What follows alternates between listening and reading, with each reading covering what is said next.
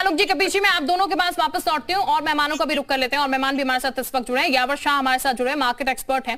Sir, आप बहुत बेहतर तरीके से हमें चीजों को समझा पाएंगे, मार्केट में ये चीजें कैसे वर्क करती हैं और जो पूरा मुद्दा उठा हुआ है इसको लेकर मैं आपसे ही चीजों को समझना चाहूंगी। हलाल प्रोडक्ट और बाकी प्रोडक्ट में इस तरीके से डिफरेंशिएट करके कितना बड़ा इंपैक्ट पड़ता है मार्केट पर, आर्थिक तौर पर कितनी बड़ी ये चोट हो सकती है? थैंक यू शिल्पा जी। अगर आप सर्टिफिकेशन को देखें तो सर्टिफिकेशन इज अ ट्रस्ट, जैसे ब्रांड इज अ ट्रस्ट वैसे certification is a trust. Internationally हम बहुत सारे सर्टिफिकेशन से जुड़े हुए हैं जिनकी अपनी अपनी अहमियत है। जैसे हमारे पास इकोसर्ट होता है, जीओटीएस होता है। इकोसर्ट ऑर्गेनिक सर्टिफाइड प्रोडक्ट्स के लिए होता है, जीओटीएस ग्लोबल ऑर्गेनिक टेक्सटाइल सर्टिफिकेशन के लिए होता है।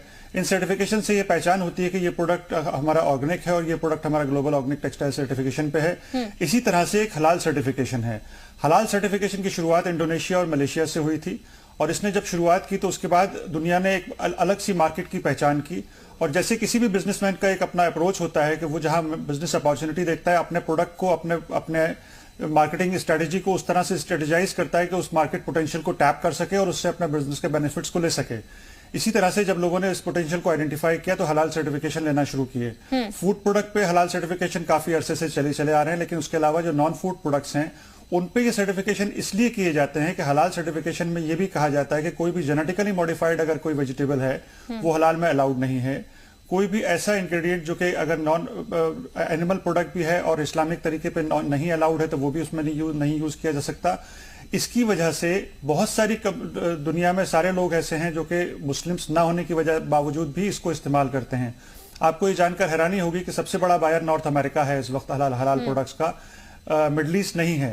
और नॉर्थ अमेरिका में ये बहुत प्रेफर्ड प्रोडक्ट किया जाता है। और नॉन फूड प्रोडक्ट्स अगर आप बिजनेस फॉर्चून बिजनेस को देखें तो वो ये प्रोडिक्ट करते हैं कि आज की पोजीशन में 2023 में 42 बिलियन की ये मार्केट है नॉन फूड प्रोडक्ट्स की, हलाल प्रोडक्ट्स की। And it is expected to be 92 billion US dollars by 2030। तो एक बहुत बड़ा पोटेंशियल है जो इंडिया लूज कर देगा अगर हम हलाल प्रोडक्ट्स के ऊपर इस तरह से ठीक है, पोटेंशियल है इसमें। ठीक है सर, मैं आपके पास लौटती हूँ। कारी अबरार साहब भी ठीक सर, मैं आपके पास वापस लौटूंगी, आपसे और जानकारी भी हम लेंगे। कारी अबरार साहब भी हमारे साथ जुड़े हुए हैं, जमाल अध्यक्ष जमीयत हिमायतुल इस्लाम के, JHI के। कारी साहब, ये जो पूरी प्रक्रिया इस वक्त चल रही है, जो पूरे सवाल उठ रहे हैं, इसको लेकर मैं आपसे भी जानना चाहूंगी। हलाल प्रोडक्ट खाने तक समझ आता है, लेकिन ब्यूटी, मेडिकल, ये तमाम चीजों को लेकर इन पर भी हलाल की जरूरत क्यों आन पड़ी है? जी, आपको मेरी आवाज आ रही है? जी बिल्कुल आ रही है, बोलिएगा। बिस्मिल्लाहिर्रहमानिर्रहीम। देखिए, हमारे मजहब इस्लाम में जी सिर्फ और सिर्फ गोश्त खाने के बारे में, यानी मीट खाने के बारे में कुरान में जिक्र आया है कि जब आप गोश्त खाओ तो आप इस चीज की तहकीक कर लो कि जब इस जानवर को ज़िबा किया गया तो दुआ पढ़ी गई है या नहीं पढ़ी गई, उसको हलाल किया गया है या नहीं हलाल किया गया है। यानी कोई जानवर हलाल हुआ है या हराम हुआ है, ये हमारे मजहब इस्लाम के अंदर जो दुआ बताई गई है वो दुआ तय करेगी। कोई चीज हमारे लिए हलाल है या हराम है, कोई सर्टिफिकेट या कोई कंपनी इस चीज को तय नहीं कर सकती। और दूसरी बात यह है, ये सिर्फ और सिर्फ मुझे लगता है कि गोश्त के लिए कहा गया है और बाकायदा इसकी कारी साहब, चर्चा की शुरुआत में आपसे वापस करूंगी। गोश्त सर्टिफिकेशन पर कार्रवाई के बाद सपा और मुस्लिम लीग के निशाने पर सरकार आ गई है। सपा का कहना यह है कि दुनिया में पहली सरकार है जो हलाल को बंद कर हराम को तवज्जो दे रही है।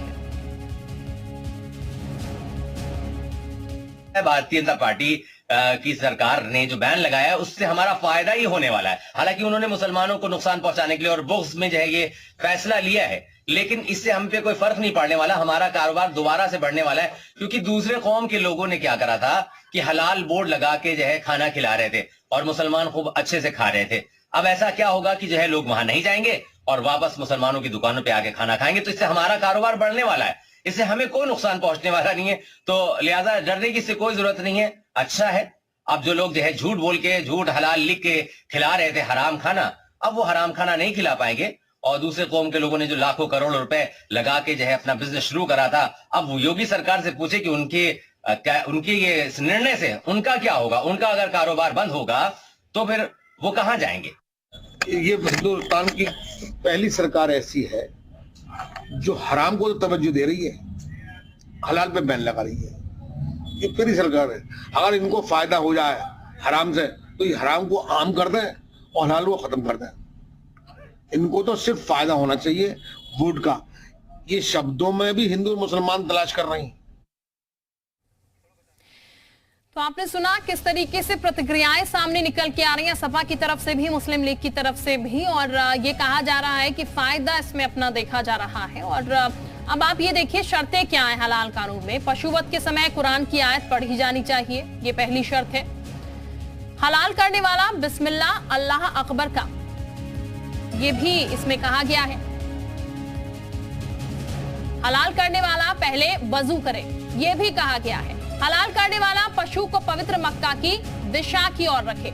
इसके साथ तेज चाकू से पशु का जीभ सिर धड़ से अलग ना हो। पशु पहले से मृत पशु का मांस खाना प्रतिबंधित है। हलाल कानून की शर्तें हम आपको ये बता रहे हैं। इसके अलावा अगर बात की जाए तो जैसा कि हमने बताया, पहले से मृत पशु नहीं होना चाहिए। पशुवध के समय कुरान की आयत पढ़ी जानी चाहिए। सबसे बड़ी बात हलाल कानून की शर्तों में जो आता है, और उसी के तहत फिर ये जो मांस है वो आगे किया जाता है।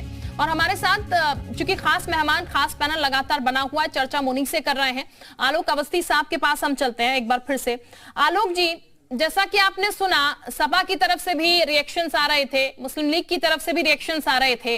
वो कह रहे हैं फायदा होना चाहिए, अगर फायदा होता तो फिर हलाल पर बैन नहीं होता, फायदा नहीं है तो बीजेपी उस पर बैन लगा रही है, उस पर क्रॉस है।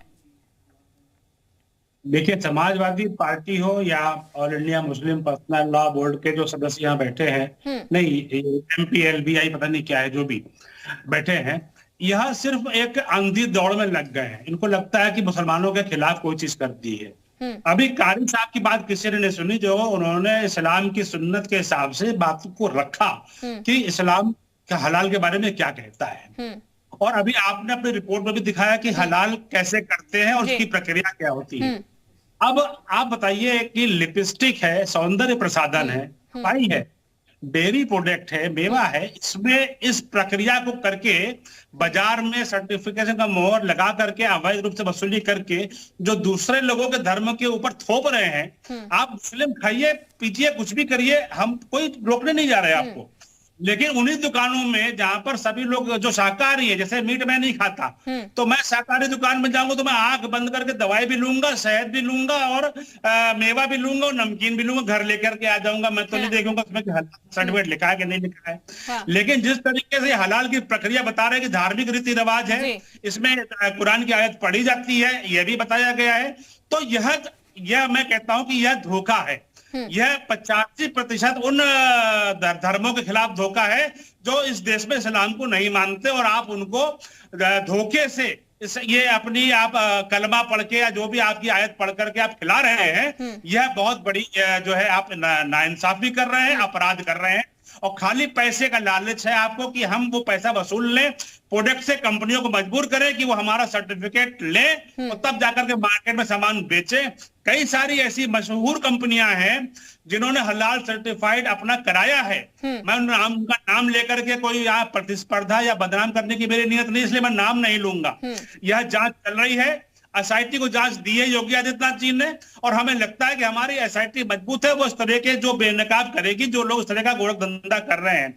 एक बात और कहूंगा, योगी आदित्यनाथ जी की सरकार आने के बाद से सबसे पहले हमने बूचड़ खानों पे रोक लगाई थी, जो अवैध बूचड़ खाने हैं, जहां पे हेल्थ को प्रायोरिटी ना दे करके खाली मांस काट करके बेच देना बाजार में, उसका कोई हेल्थ इंस्पेक्शन नहीं करना, दवाई और डॉक्टर से कोई मतलब ना रखना, हमने उसको रोका था, कट्टरता से रोका, और वो सफल भी हुए। उसी तरीके से हमने दंगाइयों के खिलाफ कठोर कार्रवाई करके उनकी फोटो वगैरह खींच करके उनकी संपत्तियों को कुर्क करके हमने उनको काबू में रखा। आज यूपी के अंदर दंगा नहीं होता है। मैं साफ तौर पर कहता हूं कि यूपी के अंदर जो ये हलाल करके और जिस तरीके से ये शाकाहारी लोगों को गुमराह करके चीजें बेच करके खिलाई जा रही है,